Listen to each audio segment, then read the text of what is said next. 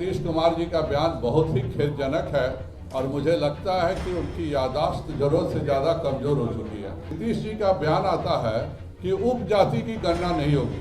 तो उपजाति से उनका अर्थ क्या है? क्या ब्राह्मण समाज में महापात्र समाज और भट्ट समाज नहीं गिना जाएगा? नालंदा में उनके उपजाति की संख्या 5% भी कुर्मी समाज में नहीं है।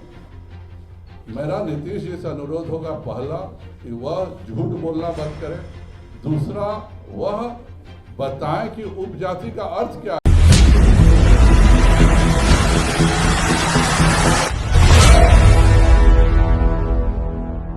माननीय नीतीश कुमार जी का बयान बहुत ही खेदजनक है और मुझे लगता है कि उनकी याददाश्त जरूरत से ज़्यादा कमज़ोर हो चुकी है।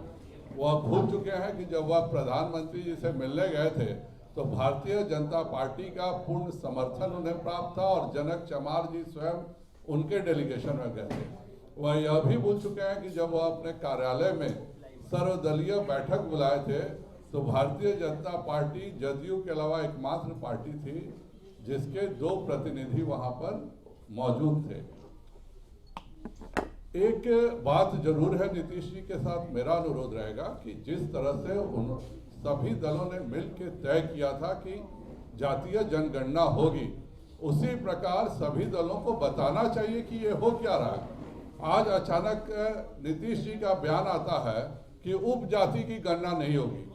उपजाति से उनका अर्थ क्या है? क्या ब्राह्मण समाज में महापात्र समाज और भट्ट समाज नहीं गिना जाएगा या उनको अलग जाति मानी जाएगी? कुशवाहा समाज में दांगी समाज को उसका उपजाति नहीं माना जाएगा, क्या उसको अलग जाति मानेंगे? बनिया में कम से कम 65 जातियां हैं, उपजातियां हैं, तो बनिया समाज की 65 उपजातियों को वह एक वैश्य समाज करके मानेंगे या 65 उपजातियों में उनको मानेंगे? नीतीश कुमार जी को सामने आकर के एक बार सभी दलों से बताना चाहिए कि मैं उपजाति क्यों नहीं करवा रहा हूं। और वह केवल इसलिए नहीं करवा रहे हैं क्योंकि नालंदा में उनके उपजाति की संख्या 5% भी कुर्मी समाज में नहीं है। तो वह जानते हैं कि नालंदा में भी उनकी उपजाति कुर्मी समाज में 5% नहीं है, उसी के कारण पूरे बिहार में उपजाति की गणना नहीं करा रहे हैं।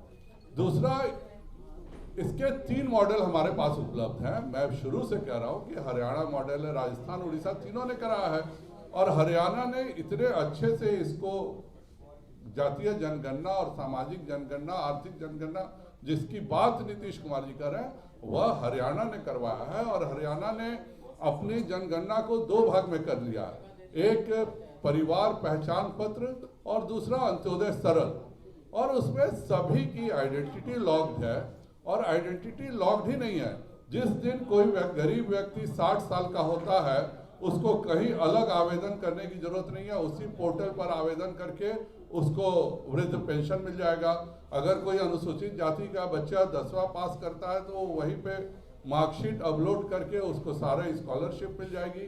तो ये अंत्योदय सरल और परिवार पहचान पत्र का जो हरियाणा मॉडल है, इसका सबसे बड़ा लाभ यह है कि जिस व्यक्ति को जो लाभ राज्य सरकार से मिलना है, जब वह उसके एलिजिबल हो जाता है, कोई बेटी हमारी 18 साल की हो जाती है तो 18 साल में उसको जो लाभ मिलने हैं सरकार के तरफ से, या उसको 10th पास करने पर, 12th पास करने पर, ग्रेजुएशन करने पे 25,000 है, तो वो वहीं पर पोर्टल में अपलोड कर दिया जाता है और उसको वो लाभ मिल जाता है।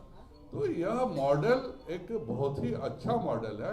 जब वह हम इतने पैसे सब लोग मिलकर के खर्च कर रहे हैं तो इससे बिहार की जनता को लाभ भी होना चाहिए, और उसका सबसे अच्छा उदाहरण हरियाणा का परिवार पहचान पत्र और अंत्योदय सरल है। मेरा नीतीश जी से अनुरोध होगा, पहला कि वह झूठ बोलना बंद करें, दूसरा वह बताएं कि उपजाति का अर्थ क्या है। मैं एक उस दल का प्रदेश अध्यक्ष हूं जिसने बैठ करके पूर्ण समर्थन किया था।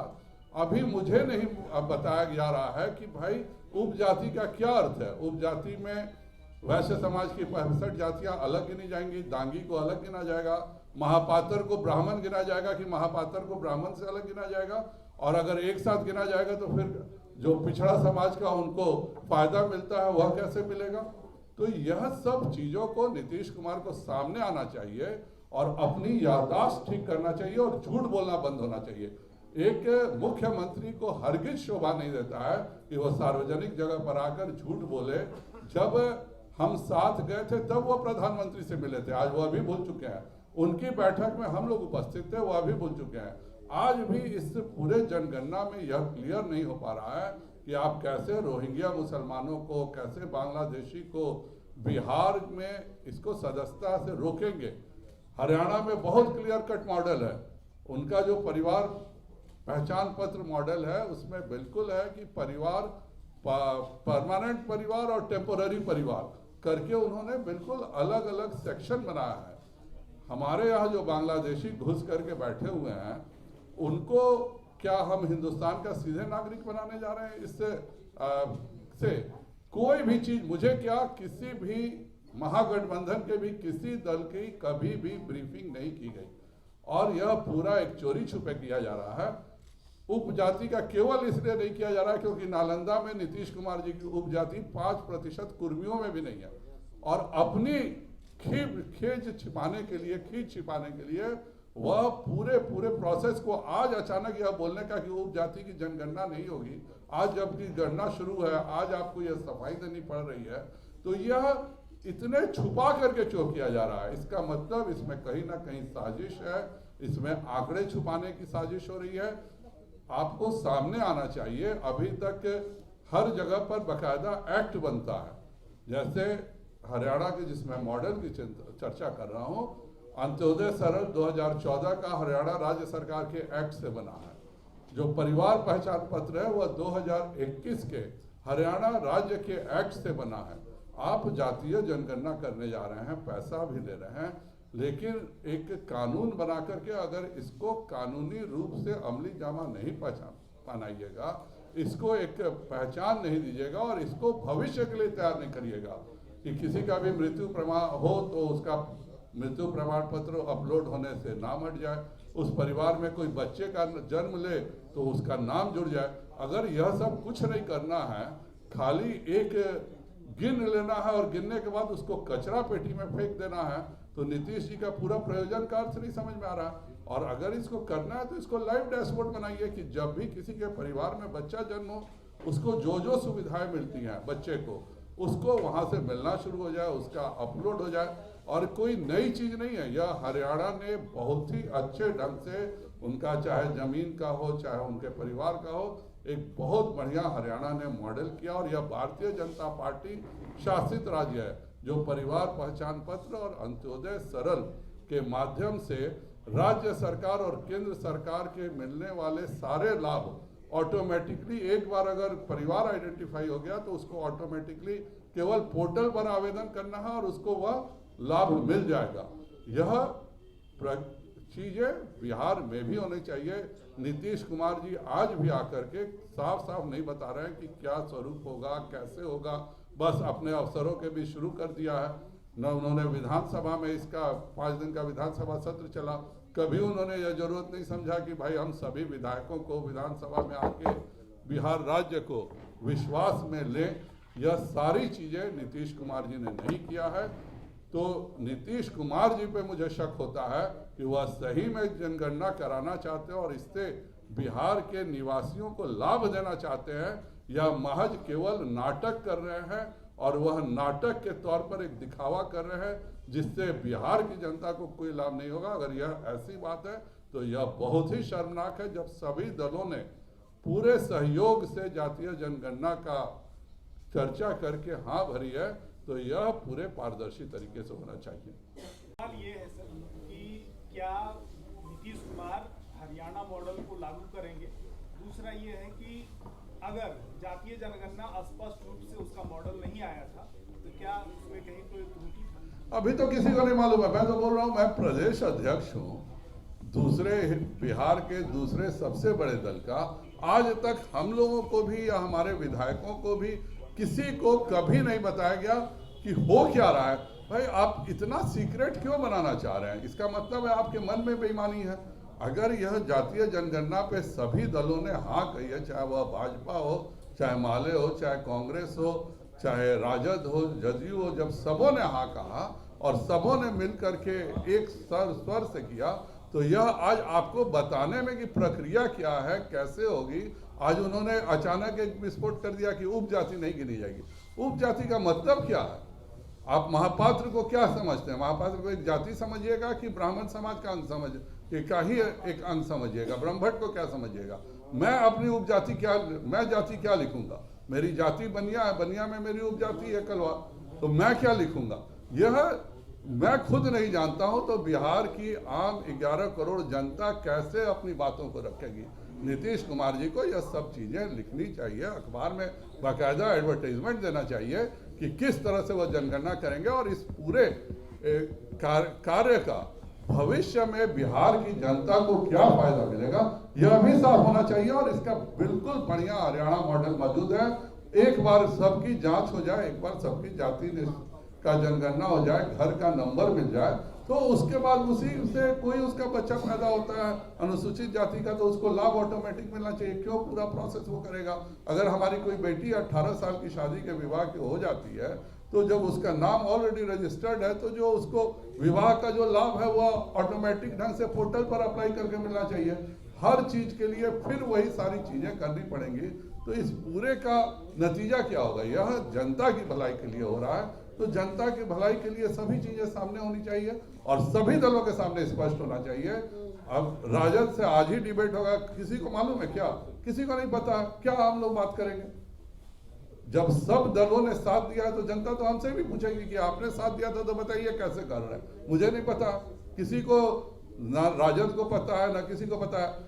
नीतीश कुमार अफसरशाही से शासन चलाते हैं, आज भी केवल अफसरों को पता है। किसी जन क्यों नहीं आपने विधानसभा में जब सेशन चला था तो आप क्यों नहीं इसका ला करके विधानसभा में आपने बयान दिया कि भाई हम जातीय जनगणना इसी ढंग से कराने जा रहे हैं? इसमें इतना सीक्रेसी क्या है? कहीं तो नहीं है कि आपकी साजिश है कि सभी बांग्लादेशियों को, रोहिंग्याओं को, जो आपने नकली फॉरवर्ड को बैकवर्ड बना के रखा हुआ है, जैसे कि कुल्हड़िया समाज है, शेखौरा समाज है, इन सबों को आप एक कानूनी जामा पहनाने की साजिश कर रहे हैं।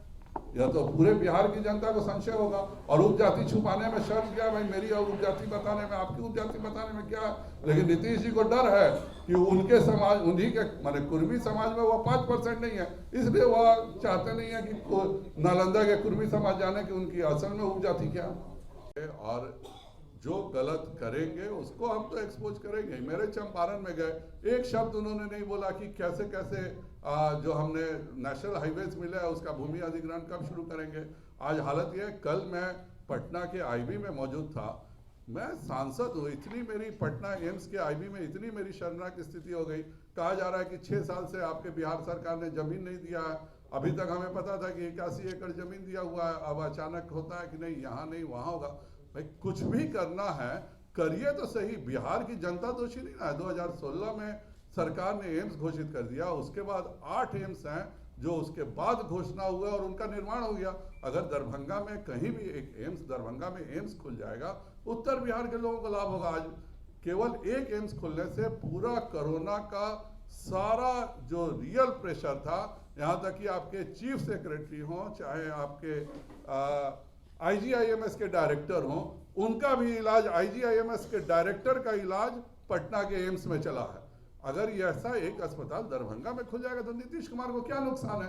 क्यों नहीं वो 6 साल से खोल रहे हैं? हम लोग लगातार बोल रहे थे, हम लोग को बताया जाता था कि हाँ हमने 81 एकड़ जमीन दे दी है। अभी कल जब हमने बोला गया तो कहा गया कि नहीं, यह तो नीतीश जी का केवल घोषणा है, दिए कहाँ?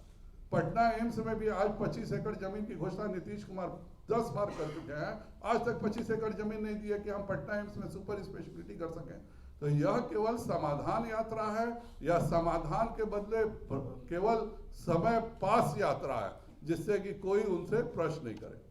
आप रोहिंग्या और बांग्लादेशी की बात कर रहे हैं, तो वो केंद्र सरकार के अंदर आता है कि उन लोगों को रोका जाए? बिल्कुल तो आता है केंद्र सरकार के अंदर, लेकिन कोई राज्य सरकार उसको काउंट नहीं करे। यह आप जो चीज केंद्र का सेंसस है, हमारा काम है कि बिहार में रहने वालों कोई जाति उपजाति की गणना करना, नेशनल रजिस्टर बनाना हमारा काम नहीं है। लेकिन नीतीश कुमार को आके बताना चाहिए कि वह नागरिकता पर कोई ऐसा तो नहीं होगा कि कोई जो नागरिक नहीं है वह भी यहाँ आ जाएगा। इसको रोकने का तरीका तो नीतीश कुमार बताएंगे। यही तो कह रहा हूँ, बताएं तो सही क्या कर क्या रहे हैं। आज तक तेजस्वी यादव से अभी जाके पूछिए तो सही कि कैसे गणना होने वाली है, उनको भी नहीं पता होगा।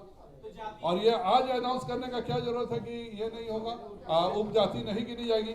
जब हम लोग की बैठक हो रही थी तो उसमें तो उन्होंने साफ कहा था कि जाति का अलग खंड होगा और उपजाति का अलग खंड होगा। आज क्या कारण है कि उपजाति का खंड हटा दिया गया?